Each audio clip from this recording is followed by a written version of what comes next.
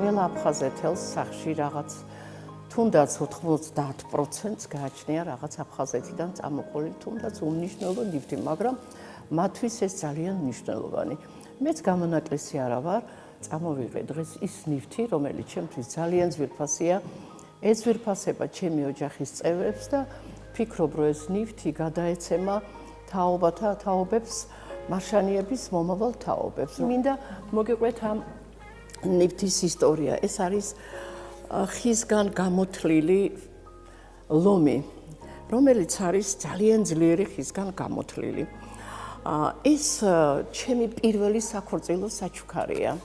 როდესაც დავქორწილდით მე და ჩემი მეუღლე, ეს იყო 25 იანვარი 1965 წლის, ჩავედით ესე იგი საქორწილო მოგზაურობით მოსკოვში, მაშინ ეს იყო მიღებული და იქ შევთხოვით აღმოჩნდა ბაგრატ შინკუბა, რომელიც გახლავთ ჩემი ქმრის, მეუღლის მამიდის ქმარი და ჩვენი ბიძა ითვლება.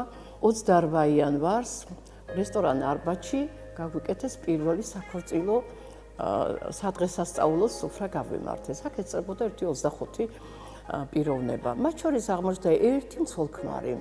ხალბატონის გვარი და სახელი იყო ვერონიკა წივწივაძე. ესენი იმ პერიოდში მოღვაწეობდნენ ინდოეთში, საელჩოში მუშაობდნენ და ამ ვერონიკამ, როდესაც ჩვენი სადღეგრძელო შეისვა, როგორც ახალ დაქორწინებულების, ამოიღო ჩანთა და ამოიღო ეს ნივთი და მითხრა, ეს არის სიძლიერის, სიმტკიცის და გამარჯვების სიმბოლო ინდოელი ხალხისთვის და ამასთან ერთად აი ეს სასწაული უცნაური რაღაც მე ისე გამეცინა ეს რომ მომცა ძალიან გამიკვირდა და მე რო დაუფიქრდი, აქვს ამას თავის დატვირთვა და მნიშვნელობა. ამას კიდე ჩუქნიანო ახალ დაქორწინებულებს ინდოეთში იმისათვის რომ თვალი არ მოხდეს და ავithვალი და ავისულისაგან დაიცვას ახალ დაქორწინებულების ოჯახი. ამის შემდეგ შევიყვარე ეს ნივთი როგორც პირველი საჩუქარი ჩემი ესე იგი ქორწინების და რა თქმა უნდა ეს მე სოხუმში დამრჩა, იმიტომ რომ 25-ში გადმოუფრინდით ბოლო თვითმფრინავით და იქ დარჩა დედაჩემი და ჩემი დედამთილი და დედაჩემი წითელი ჯვრის საშუალებით გადმოვიყვანენ და მიწერე წერილი რომ წამოიღო მარტო ეს ორი ნივთი და წამოიღო მარტო ფოტოსურათები და ვიდეო კასეტები. ასე აღმოჩნდა ეს ნივთი ჩემთან. დღესაც ეს ნივთი ჩემს ოთახში დევს.